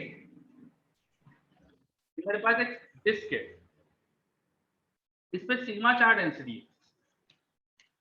डिस्क के सेंटर के अबाउट उसे ओमेगा एंगुलर वेलोसिटी से घुमा दिया। डिस्क के सेंटर के अबाउट उसे ओमेगा एंगुलर वेलोसिटी से घुमा दिया, ठीक है? बताओ इस डिस्क के घूमने से टोटल इफेक्टिव करंट कितना क्रिएट हो रहा है? डिस्क के घूमने से टोटल इफेक्टिव करंट कितना क्रिएट हो रहा है? करो। Total effective current created due to flow of disk, due to rotation of disk. करो।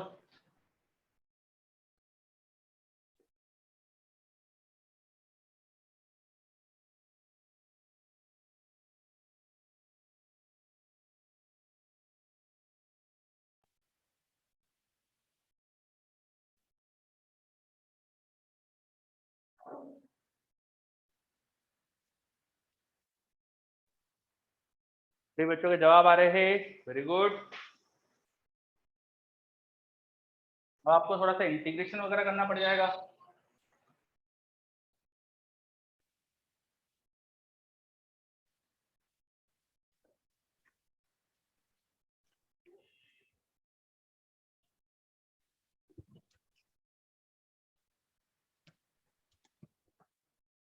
वैसे मुझे लगता है इंटीग्रेशन की जरूरत ही नहीं पड़ेगी, क्योंकि टाइम पीरियड तो एक ही आएगा ना। भाई किसी भी क्रॉस सेक्शन से देखेंगे तो यहाँ के जैसे मैं एक रेडियल क्रॉस सेक्शन से देखता हूँ तो इस पूरे क्रॉस सेक्शन से पूरा चार्ज फ्लो कर जाएगा डिस्क का टाइम पीरियड टाइम में। तो पूरा चार्ज डिस्क का कितना होगा, पाई आर स्क्वायर इंटू सिग्मा, और टाइम पीरियड फिर से 2πr बाई वी करेंगे, टाइम पीरियड 2π बाय ओमेगा करेंगे बस। तो एक पाई से पाई कैंसिल, ये हो गया देखो sigma r square omega by 2। आसान क्वेश्चन हो गया, कोई इंटीग्रेशन वगैरह की जरूरत नहीं पड़ी। चलो आ रहा है क्वेश्चन ये। यस, तो बेसिकली बस ये देखना है कि चार्ज कितना है, कितने टाइम में फ्लो करना है, डिवाइड कर देना है ना, बहुत ही सिंपल। चलो अगला question. I have a pipe, एक इमेजिनरी पाइप है मेरे पास, किसी मेटल का या किसी सॉलिड चीज का नहीं है, जस्ट एक इमेजिन करा है मैंने कि मेरे पास एक पाइप है, ठीक है। 3D में we have imagine a pipe, straight pipe, और इस पाइप में एक्चुअली बहुत सारे चार्ज स्फीयर दिख रहे हैं मुझे। They are actual, they are not imagination, ये एक्चुअली चार्ज स्फीयर दिख रहे हैं, बहुत सारे चार्ज स्फीयर दिख रहे हैं इसके अंदर, ठीक है। कितने चार्ज स्फीयर दिख रहे हैं? तो these are n per unit volume, है ना। चार्ज स्फीयर का नंबर क्या है? Charge sphere are n per unit volume, और हर एक स्फीयर पे q चार्ज है, हर एक स्फीयर पे q चार्ज है। इसका जो क्रॉस सेक्शन एरिया है पाइप का, वो आपको दिख रहा है A, एरिया A। ये पाइप भरा हुआ है बहुत सारे चार्ज स्फीयर से, इसमें बहुत सारे चार्ज स्फीयर है।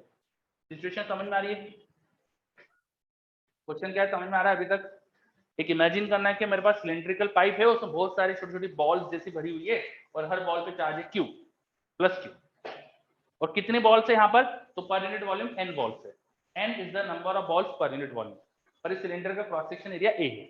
अब मैंने क्या करा, इन सारी बॉल को है ना स्पीड प्रोवाइड कर दी, ये सारी की सारी बॉल्स किसी स्पीड से चलने लग गई, सभी बॉल्स 20 स्पीड से आगे बढ़ रही है, सारी बॉल 20 स्पीड से आगे बढ़ रही है, सबकी स्पीड सेम है। तो सबकी स्पीड सेम है तो पूरा चार्ज फ्लो कर रहा है, इससे करंट कितना क्रिएट होगा बताओ? करंट कितना क्रिएट हो जाएगा इन बॉल्स के मोशन से? करिए।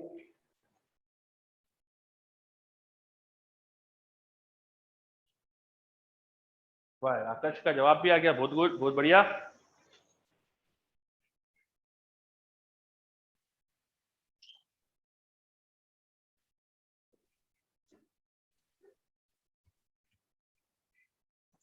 विघ्नेश का भी आ रहा है, वेरी गुड।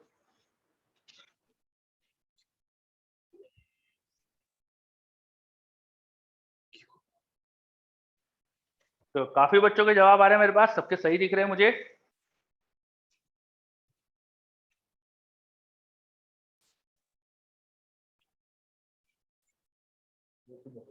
चलो तो देखते हैं, करते सॉल्व।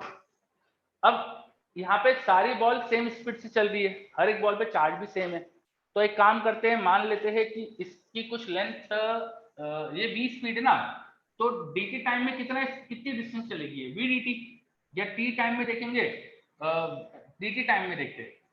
तो इन dt time v dt distance से सारी बॉल चलने वाली है, dt time v dt distance से बॉल चलने वाली है। तो इस एरिया से जितनी भी बॉल इस डिस्टेंस में होगी, वो सबकी सब इस एरिया को क्रॉस करके आगे बढ़ जाएगी, है ना। इस एरिया से v dt डिस्टेंस पे जितनी भी बॉल होगी, वो सबकी सब इसको क्रॉस करके आगे बढ़ जाएगी इन अ स्मॉल टाइम dt। अब इस एरिया के अंदर, इस रीजन के अंदर वॉल्यूम कितना होगा? यहाँ का जो वॉल्यूम होगा वो लिख सकते हैं अपन area of cross section into length, ये length into area of cross section, ये वॉल्यूम लिख सकते हैं अपन। इतना वॉल्यूम है यहाँ पे। इस वॉल्यूम में नंबर ऑफ बॉल्स कितनी होगी वो निकाल सकते हैं, क्योंकि मुझे n per unit volume balls पता थी। तो नंबर ऑफ बॉल्स वो हो जाएगा हमारे पास n टाइम av dt। अब हर एक बॉल का चार्ज पता है, तो इन पे चार्ज आ गया, charge on this number of balls हो जाएगा q and av dt। इतना चार्ज आ गया, अब इतना ही तो चार्ज फ्लो करेगा इस क्रॉस सेक्शन एरिया से dt टाइम। तो बस इस चार्ज को डिवाइड बाय टाइम से डिवाइड कर दो, इस चार्ज को टाइम से डिवाइड कर दो, तो q a n v dt divide by dt, तो आ गया q n a v। अरे आंसर, मैंने देखा कि dt टाइम में इस ball v dt distance travel करेगी, तो इस क्रॉस सेक्शन से v dt डिस्टेंस तक गया मैं, इस रीजन में जितनी भी बॉल से वो सब क्रॉस कर जाएगी इसको, क्योंकि इतनी ही डिस्टेंस सब चलने वाली है। तो इस एरिया को क्रॉस करने वाली बॉल्स का नंबर निकल गया, वो नंबर पे क्यू मल्टीप्लाई करा तो चार्ज आ गया, चार्ज बाय टाइम करते तो करंट आ गया। आ रहा है समझ में? ये सभी बच्चे देख लीजिए अच्छे से। चलो बहुत बढ़िया, ये रिजल्ट आपको याद होना चाहिए। इसको है ना स्टार स्टार लगा लेना। स्टार इसलिए नहीं क्योंकि क्वेश्चन ज्यादा पूछा जाता है, स्टार इसलिए क्योंकि ये रिजल्ट मेरे काम का है। बस इस रिजल्ट के लिए मुझे स्टार यहाँ पे लगवा रहा हूँ आपसे, ठीक है। चलो ये सब क्लियर। तो अपन ने कुछ क्वेश्चन देखे जिसमें अपन ने करंट फ्लो क्या होता है उसको समझने की कोशिश करी, करंट निकालने की कोशिश करी, है ना। आई होप कि सारे क्वेश्चन क्लियर है। अब अपन आगे बढ़ते हैं। अब बात करते हैं कि एक्चुअल सिचुएशंस में करंट क्यों फ्लो होता है। अभी तक अपन ने बात करी कि व्हाट इज करंट, करंट क्या है, बस इसकी बात करिए। अब करंट फ्लो क्यों होता है ये बात करते हैं, ठीक है। तो वो समझने के लिए सबसे पहले अपन को थोड़ा सा मैटर को क्लासिफाई करना पड़ेगा, और मैटर जिनमें करंट फ्लो होता है कि जिनमें करंट फ्लो नहीं होता है उनको अलग अलग समझना पड़ेगा, ठीक है। तो let us start by defining matter on the basis of current flow. मेरे पास एक डाउट आया सोहम का कि मैंने रिंग को नॉन कंडक्टिंग क्यों लिया था। बेटा रिंग को नॉन कंडक्टिंग इसलिए लिया था क्योंकि घुमाने पे मैं चाह नहीं रहा था कि उसका चार्ज में डिस्ट्रीब्यूशन में कोई चेंज आए, उसका चार्ज बिल्कुल यूनिफॉर्म डिस्ट्रीब्यूटेड रहे, इसलिए मैंने उसको नॉन कंडक्टिंग लिया था, ठीक है। चलो आगे बढ़ते हैं अपन। तो अब नेक्स्ट स्टार्ट करते हैं अपन डिफरेंट मैटर्स का classification based on current flow. Current flow के हिसाब से मैटर को कैसे क्लासिफाई करते हैं अपन। तो सबसे पहला पॉइंट आ जाएगा इसमें कंडक्टर्स। सबसे पहला पॉइंट आ जाएगा कंडक्टर्स। कंडक्टर के बारे में थोड़ा सा और डीपली अब समझते हैं अपन, ठीक है। व्हाट आर कंडक्टर्स, अभी तक अपन क्या क्या जानते हैं इनके बारे में। व्हाट आर कंडक्टर्स बताइए, आपने अभी तक क्या क्या समझा है कंडक्टर के बारे में। What are conductors. Charge can move freely inside conductor. बेटा फ्रीली नहीं बोल सकते अपन, through which charge can flow they have free electron, yes has mobile electron. सबसे अच्छी चीज है इनकी बस कि इनमें मोबाइल इलेक्ट्रॉन्स होते हैं। सबसे बढ़िया स्टेटमेंट ये है कि इनमें फ्री इलेक्ट्रॉन्स होते हैं, ठीक है। ये इलेक्ट्रॉन एकदम फ्री भी नहीं मूव कर सकते, ऐसा नहीं है कि भाई कुछ कोलिजन ही नहीं हो सकता इनका, या एकदम फ्री है बिल्कुल खुले घूम सकते, ऐसा भी नहीं होता है, ठीक है। कंडक्टर के अंदर की सिचुएशन क्या होती है थोड़ा सा अपन अब डीप लेवल पे जाके समझते हैं, है ना। अच्छे से आप कंडक्टर को समझते हैं। कोई एग्जांपल कंडक्टर का आप अगर मुझे दे सकते हैं तो आप कॉपर आयरन इस तरह की चीजें बताएंगे मुझे। कॉपर आयरन ये सब चीजें बताएंगे मुझे। कॉपर आयरन इन सब में सिर्फ इलेक्ट्रॉन थोड़ी होते हैं, इनके एटम भी तो होगा बाकी बचा हुआ। और ये जो कॉपर के एटम से ये किसी अरेंजमेंट में अरेंज होते हैं। जैसे सॉलिड स्टेट केमिस्ट्री जब पढ़ोगे आप तो आप पढ़ोगे वहां पे कुछ अरेंजमेंट होता है इनका, है ना। बीसीसी एचसीसी ऐसे कुछ नाम होते हैं, तो जो भी अरेंजमेंट है उसमें अरेंज हो गए। उस अरेंजमेंट के अलावा इन कॉपर एटम्स के जो आखिरी शेल के इलेक्ट्रॉन है वो थोड़ा लूजली बाउंडेड थे, तो थोड़ी ही एनर्जी लेके ये इलेक्ट्रॉन पूरे सिस्टम में फ्रीली घूम सकते, पूरे सिस्टम के इलेक्ट्रॉन बन जाते हैं। पूरे हमारे कॉपर के जो सिस्टम हमने लिया है, मान लो कॉपर का वायर लिया है तो पूरे वायर के इलेक्ट्रॉन हो गए। तो अगर हम अंदर इमेजिन करें कि क्या सिचुएशन दिख रही है, तो ये जो मैंने डायग्राम बनाया था ना बस कुछ इसी तरह की सिचुएशन दिखती है। हम इमेजिन कर सकते हैं कि कॉपर के जो एटम्स है उनके इलेक्ट्रॉन उनसे निकल चुके, कॉपर के एटम के इलेक्ट्रॉन वहां से निकल चुके, तो हर एटम आपको एक पॉजिटिव आयन जैसा दिख सकता है। और जो जो इलेक्ट्रॉन निकले हैं वो सब आसपास है, वो सब आसपास है। यू कैन इमेजिन कि कंडक्टर के अंदर कुछ इस तरह की situation with in conductor. Actually मुझे बहुत सारे पॉजिटिव आयंस दिख रहे हैं और ये पॉजिटिव आयंस एक किसी अरेंजमेंट में अरेंज्ड है, और दे आर वेरी बिग, बहुत बड़े हैं साइज के अंदर, ठीक है। और इसके अलावा खूब सारे फ्री इलेक्ट्रॉन्स है।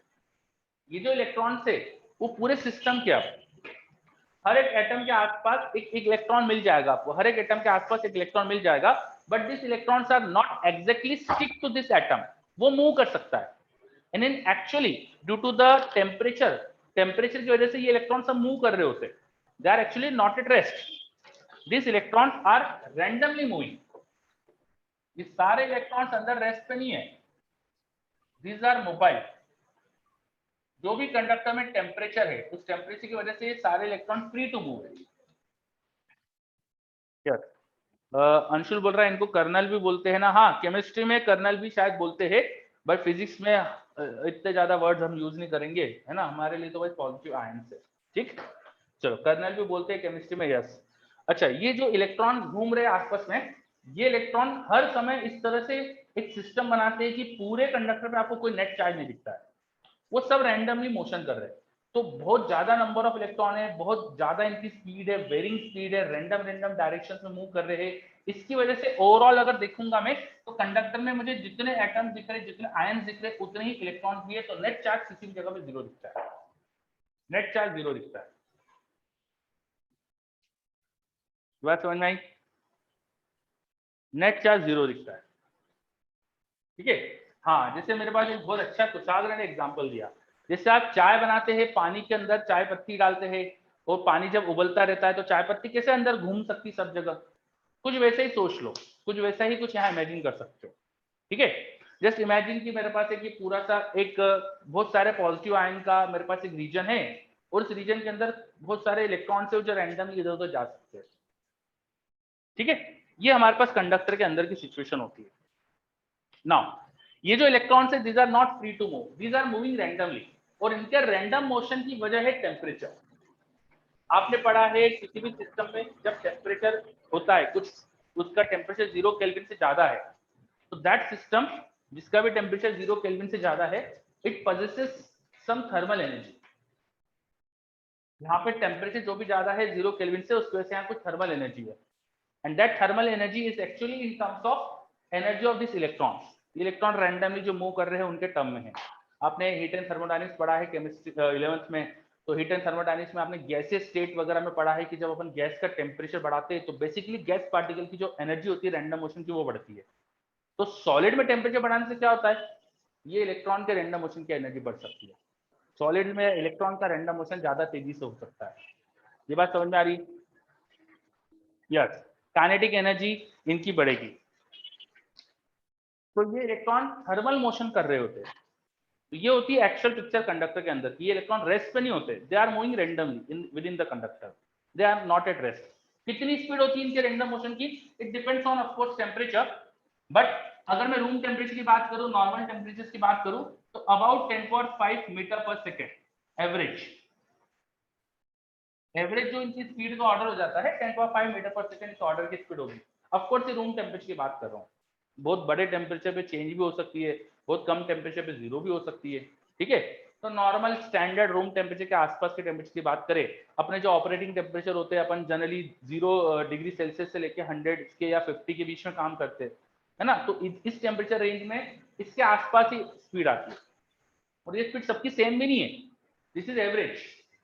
कुछ ऐसे भी इलेक्ट्रॉन हो सकते हैं जिनकी स्पीड बहुत कम है, फ्यू मीटर पर सेकेंड की है, और कुछ ऐसे भी इलेक्ट्रॉन है जो 10.6 10.7 की हाई स्पीड से भी मोशन कर रहे हैं, just like in gaseous state.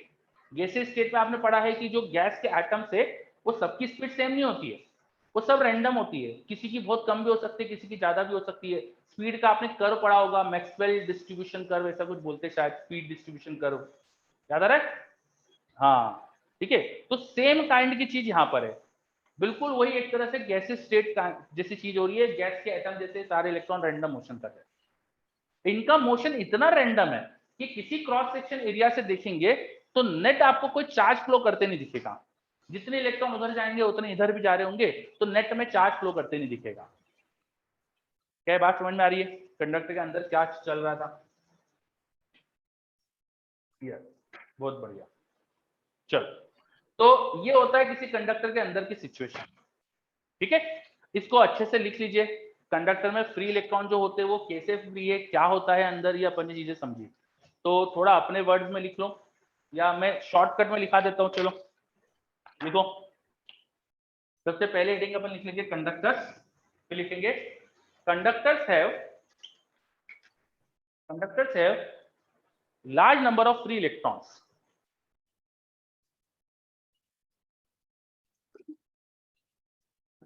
Conductors have large number of free electrons.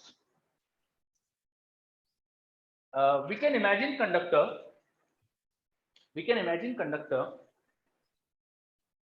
as a collection of positive ions,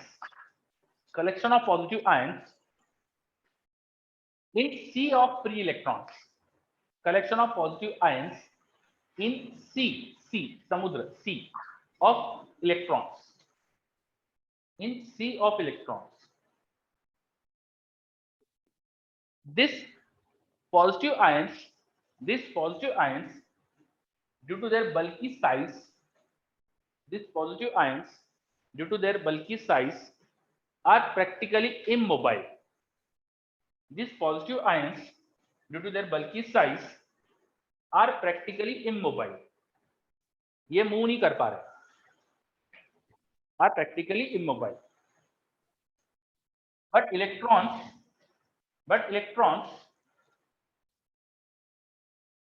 can jump within the conductor. Electron can jump within the conductor and maintain neutrality, electrical neutrality. भाई electron jump तो कर सकते हैं लेकिन neutrality भी maintain करते हैं। भाई हर पॉजिटिव आयन के आसपास एक आध इलेक्ट्रॉन तो होगा ही, अगर उस पर एक सिंगल प्लस ई का चार्ज है तो उसके आसपास एक इलेक्ट्रॉन तो होगा ही किसी भी समय पर, ताकि नेट में अपन को पूरा सिस्टम न्यूट्रल दिखाई दे। ठीक है, चलो। The random motion of electrons is due to temperature. The random motion of electron is due to temperature, or you can write heat energy, The random motion of electrons is due to temperature, इसको आप लिख सकते हो heat energy की वजह से,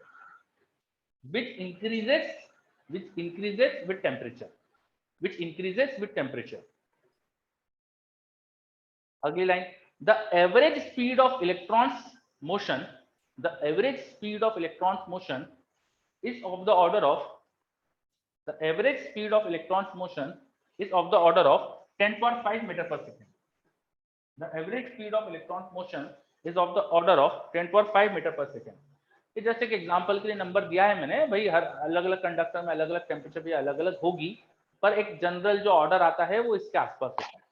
ठीक है, चलो। तो ये एवरेज है ना, ये एक चीज एवरेज भी बता रहा हूं मैं, ये ऐसा नहीं, मैंने ये भी बताया था कुछ की जीरो के आसपास भी स्पीड हो सकती है और कुछ की बहुत हाई भी हो सकती है, तो दिस इज एवरेज। चलो, गगन जी पूछ रहा है ये स्पीड देखो टेम्परेचर पे डिपेंडेंट है, ये थर्मल मोशन की स्पीड है, ये सिर्फ टेम्परेचर पे डिपेंडेंट है, ये किसी और चीज पे डिपेंडेंट नहीं है, ये टेम्परेचर की वजह से इलेक्ट्रॉन्स का रैंडम मोशन की स्पीड है ना। चलो, यहां तक की चीजें सबको क्लियर, यहाँ किसी को कोई भी डाउट हो तो मुझे पूछ सकता है, क्या कोई भी डाउट है यहाँ पे? कोई डाउट नहीं, बहुत बढ़िया। चलो, अब ये तो अपन ने कंडक्टर को इमेजिन कर लिया, अब इंसुलेटर्स में क्या होता है, जिनमें करंट फ्लो नहीं करता उनमें क्या होता है, कोई बताएगा? इंसुलेटर्स में क्या होता है, जल्दी से बताओ। इलेक्ट्रॉन्स आर बाउंड, हर एटम में इलेक्ट्रॉन बाउंडेड है, कोई इलेक्ट्रॉन एटम से बाहर नहीं आ सकता है, they are not free to move. Electron free to move नहीं है तो वहां पे ऐसी सिचुएशन नहीं है, वहां हर एटम कोई आयन वायन नहीं बन रहा है, वो पूरा एक सॉलिड स्फीयर जैसा इमेजिन कर सकते हो, वो सारे सॉलिड स्फीयर इमेजिन कर सकते हो, और हर सॉलिड स्फीयर पूरा पैक्ड है, उसमें जितने प्रोटॉन है उतने इलेक्ट्रॉन है, और कोई भी इलेक्ट्रॉन बाहर फ्री घूमने के लिए है नहीं, या है भी तो कोई बहुत ही कम नंबर में इलेक्ट्रॉन से, यहाँ तो ऑलमोस्ट हर एटम ने एक एक इलेक्ट्रॉन दे दिया है। और अपन इंसुलेटर्स की बात करेंगे तो ऐसा हो सकता है कि लाखों करोड़ों एटम में से लाखों करोड़ों एटम में से एक एक एटम को इलेक्ट्रॉन दे रहा हूं, तो ये सिचुएशन होती है इंसुलेटर में, इसलिए वहां बिल्कुल नॉमिनल करंट होता है, पर भयंकर ही कम होता है, इतना कम कि मेजर भी नहीं कर पाते अपन। ठीक है, चलो, तो इंसुलेटर की बात ये होती है, मैंने ये इनका चीजें लिखा दी है, तो अब आपको खुद लिखना है इंसुलेटर के बारे में। ठीक है, एक और तरह का मटेरियल होता है सेमीकंडक्टर, जिसके ऊपर पूरा चैप्टर पढ़ेंगे हम, पर यहाँ उसको शॉर्ट में लिख लेना। सेमीकंडक्टर में कुछ बीच की सिचुएशन होती है, उसमें कुछ फ्री इलेक्ट्रॉन्स होते हैं, कुछ ज्यादा नहीं होते, इंसुलेटर्स के कंपेयर में ज्यादा होते हैं, मेटल्स या कंडक्टर के कंपेयर में काफी कम होते हैं, तो काफी बीच की सिचुएशन पर लाया करते हैं सेमीकंडक्टर, इसलिए उनका नाम ही सेमीकंडक्टर। और एक बहुत बड़ा डिफरेंस होता है सेमीकंडक्टर में कि यहाँ जब टेम्परेचर बढ़ाते हैं कंडक्टर्स में, तो इनका रेजिस्टेंस आगे पढ़ेंगे वो कम हो जाता है, सॉरी बढ़ता है, इनमें करंट कम होने लगता है टेम्परेचर बढ़ाने से, और सेमीकंडक्टर में बढ़ता है, बिल्कुल अलग ही रीजंस की वजह से। तो ये बहुत बड़ा डिफरेंस है सेमीकंडक्टर, इंसुलेटर्स और कंडक्टर्स का। कंडक्टर्स में टेम्परेचर बढ़ाने से रेजिस्टेंस बढ़ता है, सेमीकंडक्टर में टेम्परेचर बढ़ाने से रेजिस्टेंस कम होता है। ठीक है, चलो तो ये आप लिख लेंगे क्या, 10th में पढ़ा है इसके बारे में, वेरी गुड, बहुत बढ़िया। इसका रीजन अपन पढ़ेंगे, इसका टेंशन मतलब पूरा चैप्टर है सेमीकंडक्टर पे पढ़ने के लिए हमारे पास, है ना, तो आपको रीजन पे टेंशन नहीं लेना, अभी बस रट लेना है आपको। ठीक है, सोलर पैनल भी हमारे कोर्स में है, सब चीजें हमारे कोर्स में, तो पूरा चैप्टर पढ़ेंगे सेमीकंडक्टर।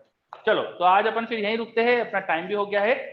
तो आज अपन ने थोड़ा बेसिक चीजें स्टार्ट करी है करंट इलेक्ट्रिसिटी के, कल इस चीज को और आगे बढ़ाएंगे, इसके अंदर क्या हो रहा था, जब पोटेंशियल डिफरेंस लगाते हैं तो क्या होता है, वो सब चीजें सीखेंगे, ओम्स लॉ डिराइव करेंगे अपन। ठीक है, तो कल ये सब चीजें होने वाली है।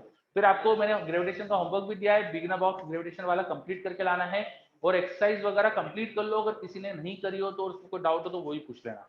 ठीक, चलो तेरे पास एक डाउट आ रहा है, इस एवरेज की कोई मैक्सिमम लिमिट होती है क्या? नहीं बेटा, ये तो टेम्परेचर पे डिपेंडेंट होती है इक्वेशन, जैसे गैसियस स्टेट में पढ़ा होगा ना कि टेम्परेचर पे डिपेंडेंट होती है एवरेज थर्मल एनर्जी, वैसे यहाँ भी थर्मल एनर्जी जो टेम्परेचर पे डिपेंडेंट है उसकी वजह से कुछ स्पीड आएगी, वैसे कोई लिमिट नहीं है, टेम्परेचर बढ़ाएंगे तो बढ़ेगी। चलो ठीक है, एवरीथिंग क्लियर, नेक्स्ट क्लास में मिलते हैं फिर, बाय सबको।